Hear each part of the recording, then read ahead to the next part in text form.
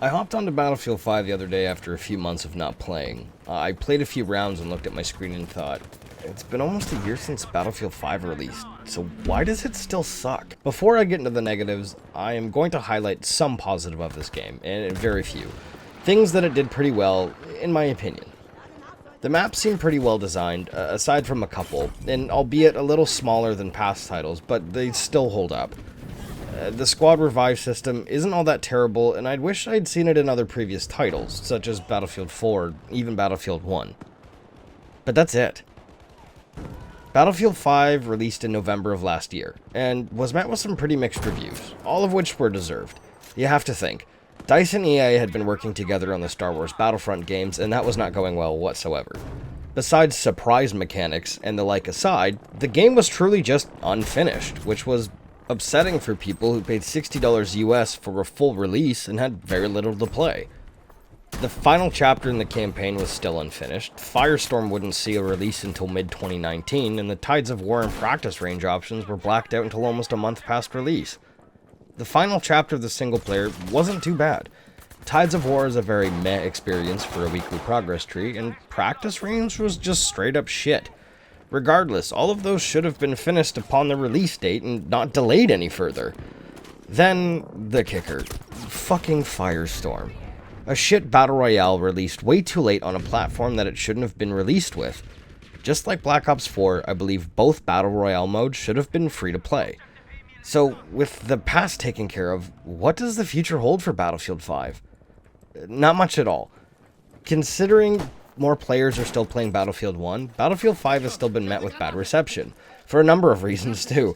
You've created a World War II game that barely has any recognizable weapons, and unless you're a history buff, that kinda means something.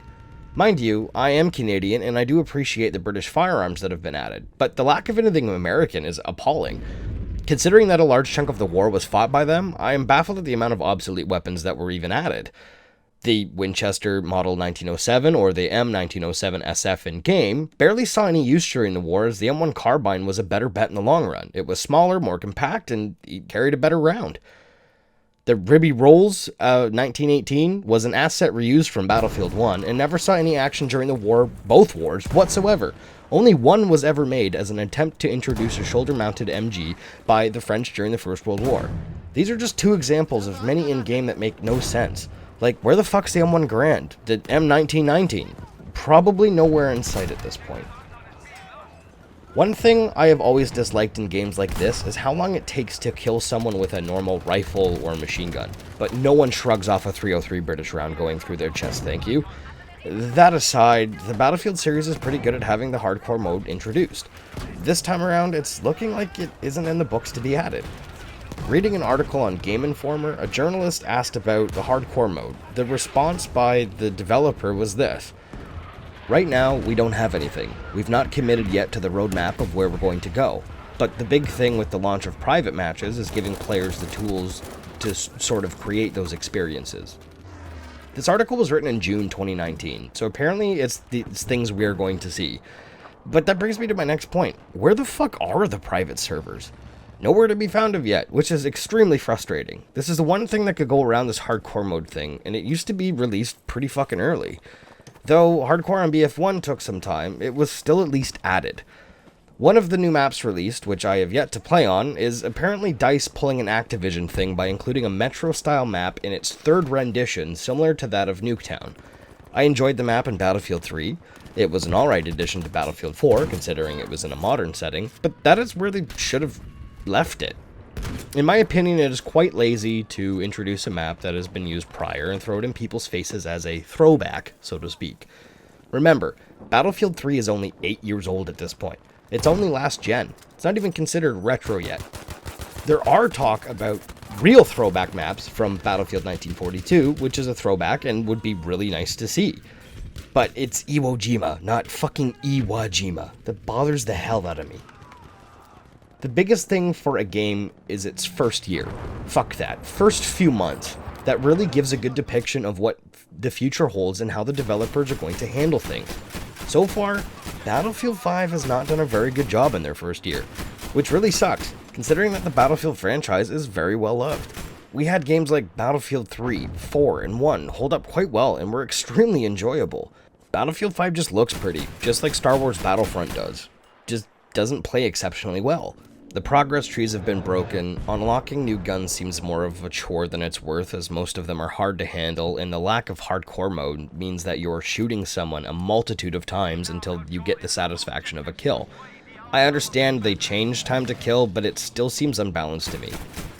Still, having the Battlefront format of spawning into a vehicle instead of trying to beat the random guy to the plane still really sucks to me.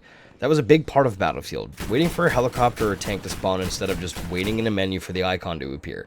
It gave you a sense of accomplishment instead of just mashing a button to beat out the next guy. This also bothered me in Battlefield 1, though this is my opinion and it's just nitpicking. The planes in this game just feel like a COD kill streak to me. The beginning of a game can mean death immediately by a bomber flying to the objective first thing. This can be offset by spawning at the airfield and having it take off instead of spawning in midair. I played one game of Firestorm in the past and I was not fond of it. Kinda dislike them all. One last point I'm going to make, and it's the introduction of the microtransactions. Now, there was company coin prior, and it wasn't too difficult to roll with. You earned it as you leveled up and as you played games, but then they've now added the Battlefield coin, which is the real money for cosmetic items. The one thing I will give EA and DICE kudos for, though, is that guns aren't just locked behind a paywall. You can use your company coin, which is just currency you make over time, to unlock these weapons, and they're not unachievable. Well, it just looks like Battlefield 5 may not make it out of the bad trend, which is okay. DICE and EA need to learn from their mistakes and create a better Battlefield game in the future.